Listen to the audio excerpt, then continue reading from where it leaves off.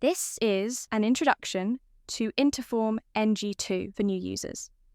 First, I sign on with a user that has access to a tenant. In this test, I will log in on the default user that has the password in lowercase. Then, we arrive at the dashboard. Here on the dashboard, we have the various functions here in the top. Next to that, we have this icon over here, which we can use in order to minimize or maximize this top ribbon tool. If I minimize this, then I can make more space for the various function that we execute InterformNG2. For instance, when we are in the designer, we might want to maximize the space available for the design. That's why we have added this feature. If we want to sign off and sign on as another user, then we can click this and say log out. Then we are presented with the sign-on page once again. The next icon here is used for notifications, and that includes notifications from Interform, but also from your InterformNG2 installation. For instance, if there's a problem with a workflow, then you will be informed here, or if the license, for instance, is no longer valid. The next icon is a way to find additional help. We have a link here to the manual. We have information about support, some FAQs, and also a link to our Success Academy, which includes a lot of videos to introduce you to all aspects of InterformNG2. Access to Success Academy can be brought by contacting Interform directly. What you see here is the templates. These are the designs that were recently opened. If we want directly to jump to the designer and edit one of those templates, then we can just click it here. Then we're jumping direct to editing that. We can go back to the dashboard by clicking here below the templates. You also see the list of the latest workflows that has been edited. The workflows are automation of the processing. In the bottom of the dashboard, you see a section here that can be configured: email log, printer queue, and statistics, showing how InterformNG2 is performing. You can configure this part by clicking here, and you can click the individual elements off and on. Select what widgets or what information you want to include on this dashboard. This is your own personal settings. In the bottom right corner, you can see which version you're currently running and if the license code is valid. There are two ways to go into the designer.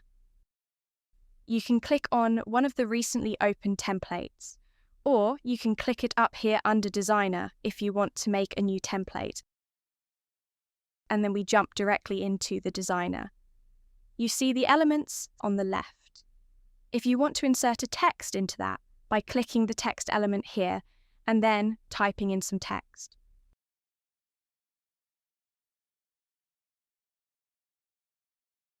Then we can choose to save this template.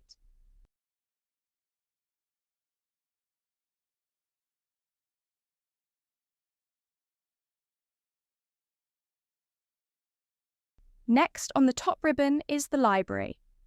The library is a list of folders with various objects that you can use in InterformNG2. These objects include templates. It's like a folder structure with all of your designs. Images. Documents are normally spool files or XML files as input for merges. Fonts. The fonts that you want to use in InterformNG2, you can install them here through the library. So, for instance, if we click here, then you can upload your TrueType fonts to make them available for InterformNG2. The same that goes for the images here as well. You can click Upload or create new folders for your uploaded images. I'm not going to go through all of these design elements, but still, I would like to illustrate what you can do when clicking on components.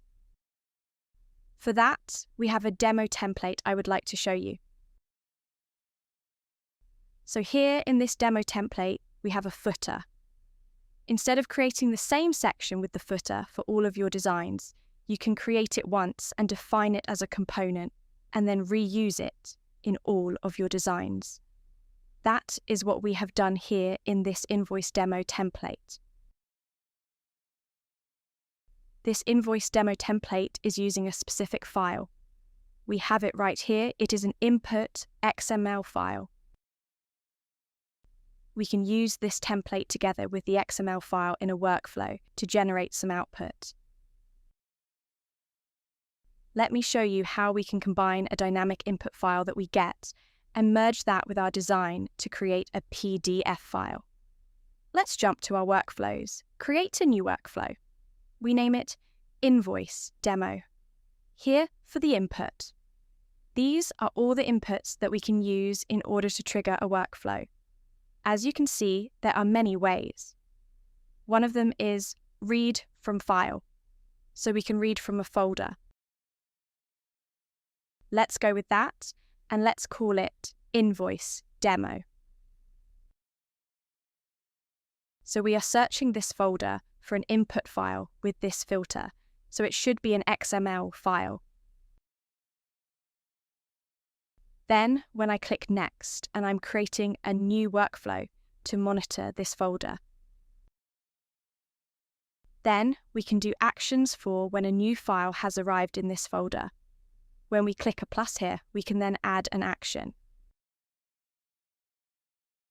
The most used actions are these three. We can merge the input file with a template and generate an email that we sent out. We can create a PDF file that we store somewhere. Or we could choose to print the result of the merge between the input file and our design. If we would want to print, we select the printer's name, which we have already defined from setting. So you first need to create your printers. Then we select the printer from here, the template that we want to merge with. Click Apply and Save. Now the workflow has been saved, and then we are monitoring this folder. Let's go into the file system. Because this folder is installed in Windows, I can copy that file. The workflow that we just created has also generated the input folder. It is called inbox_invoice demo. Here I can paste this input file. So now the processing starts, and now the final has been processed. We now can go back to InterformNG2 and have a look at the logs. And here we can see that the file has arrived and has been printed.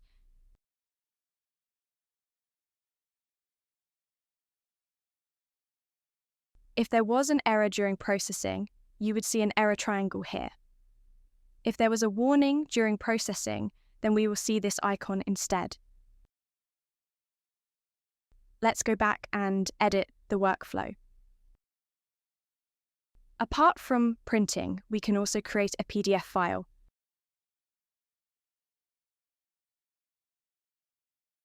So we're doing a merge with an input file and a template. We can here search with the template and select it.